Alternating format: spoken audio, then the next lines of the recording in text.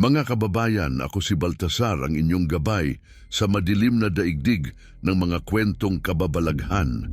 Maligayang pagdating sa Creepy Pinoy Stories, kung saan ang bawat bulong ng hangin at kaluskos sa dilim ay nagiging saksi sa mga kwentong magpapabilis ng tibok ng inyong mga puso.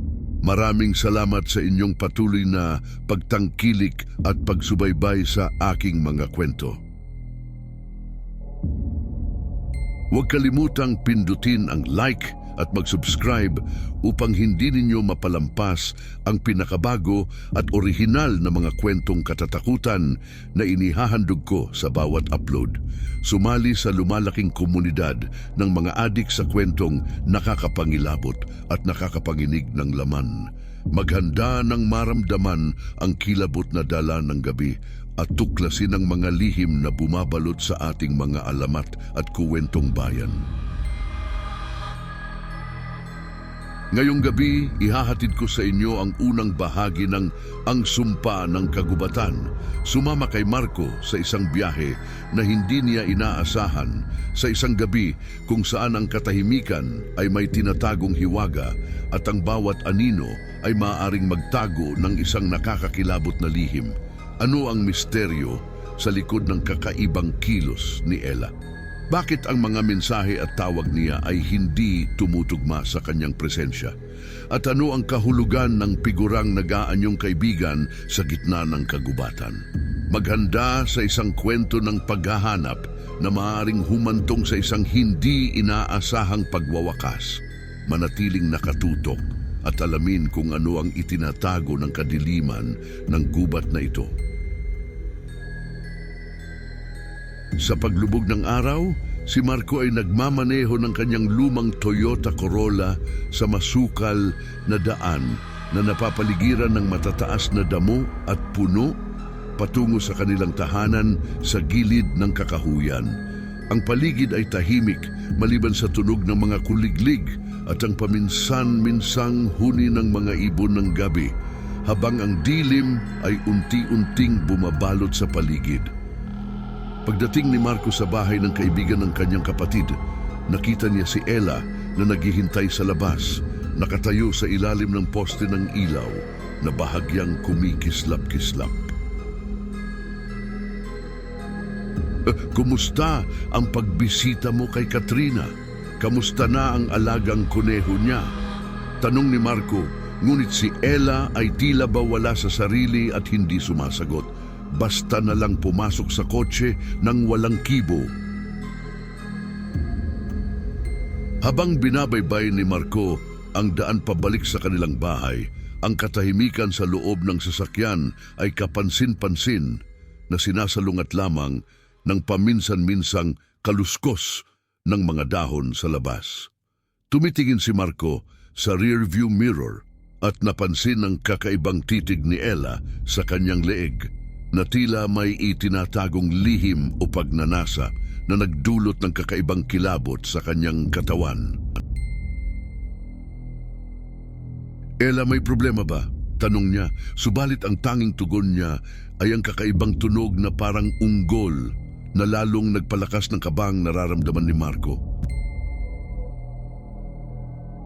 Ang katahimikang bumabalot sa magkapatid ay biglang naputol ng isang kakaibang ingay mula sa labas, at tila ba ang gabi ay may inihahandang mas nakakatakot pang sorpresa para kay Marco.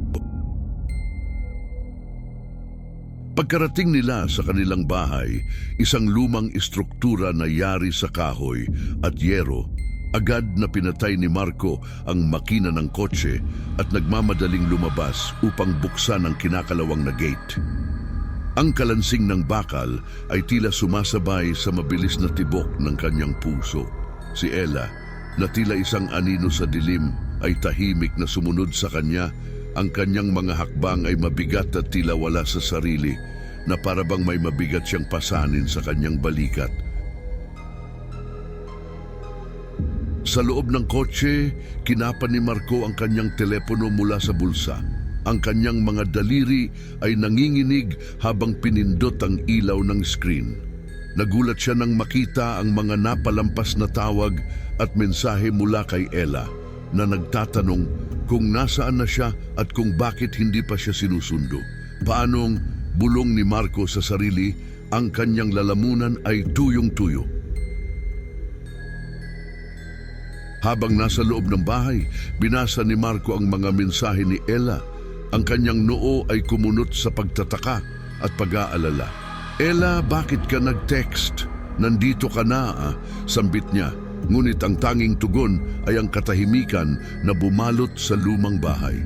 Nang buksan ni Marco ang pinto upang hanapin si Ella, napansin niyang bigla itong nawala na para bang nilamon ng kadiliman ng kanilang sala. Ella! Ella! Sigaw niya, ang bawat tawag ay mas lalong nagpapalakas sa kanyang takot. Walang sumagot.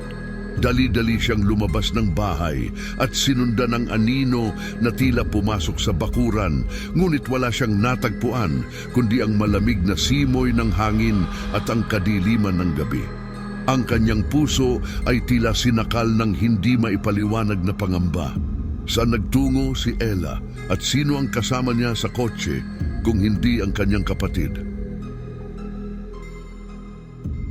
Ang bawat hakbang ni Marco ay nagiiwan ng bakas ng kanyang pag-aalala sa malamig na lupa. Sa isang iglap, ang kanyang tahanan ay naging isang malawak na palaisipan at sa gitna ng kadiliman, isang mas malalim na misteryo ang nag-aabang. Unti-unting bumabalot ang takot kay Marco habang nakatitig siya sa figura na kamukha ni Ella sa tabi ng mga puno sa kagubatan. Nanginginig ang kanyang katawan sa takot, ngunit pinilit niyang maging matapang. Ella, ikaw ba yan? Tawag niya, ngunit walang tugon. Ang kanyang boses ay tila nilamon ng kadiliman ng gabi. Sa kabila ng kanyang pangamba, pumasok si Marco sa kagubatan, binuksan ang flashlight ng kanyang telepono at nagsimulang maghanap. Ang bawat hakbang ay may kasamang pag-aalangan. Ang kanyang puso'y kumakabog sa dibdib. Ella, saan ka ba? Sigaw ni Marco. Ang kanyang boses ay umalingaw-ngaw sa kakahuyan. Ang mga tunog ng kagubatan ay lalong nagpapalakas ng kanyang hinala na mayroong mabangis na hayop o mas malalang panganib na nagtatago sa dilim. Ang paghuni ng hangin sa mga dahon at ang pagbasag ng mga sanga sa ilalim ng kanyang mga paa ay nagpapalakas sa kanyang determinasyong mahanap si Ella. Kailangan kita, Ella.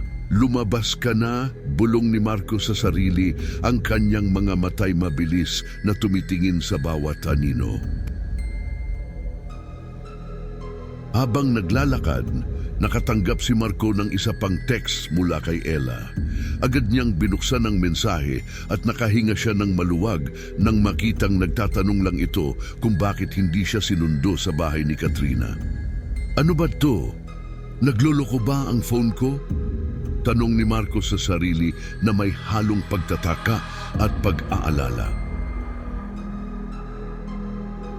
Sa kalagitnaan ng kanyang pagbabasa, may narinig siyang kaluskos sa likuran niya. Dahan-dahan siyang lumingon na may takot sa kanyang mga mata. Sino yan? Pakilabas ang sarili mo. Utos niya, ang kanyang boses ay nanginginig. Nakita niya si Ella na may mababang unggol. Ang kanyang mga matay walang buhay at ang mukha'y balot ng kadiliman. Ella, anong nangyari sa'yo? Tanong ni Marco, ang kanyang boses ay puno ng matinding takot. Sumunod ay isang nakabibinging sigaw at katahimikan.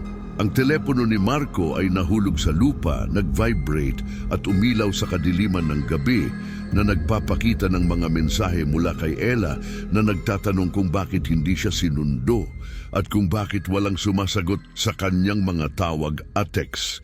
Ella, nasaan ka ba talaga? Bulong ni Marco, ang kanyang isip ay gulong-gulo. Ang tunay na Ella ay nasa bahay pa ni Katrina at ang nilalang na kasama ni Marco sa kotse at sa kagubatan ay isang nilalang mula sa kakahuyan na nag-anyong kapatid niya.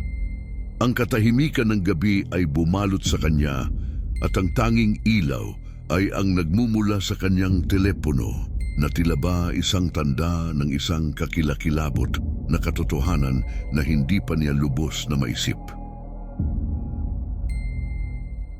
Mga kababayan, ang kwentong ito ay nagtuturo sa atin na hindi lahat ng nakikita ay totoo at may mga misteryong hindi agad-agad masasagot. Maraming salamat sa pakikinig sa Creepy Pinoy Stories.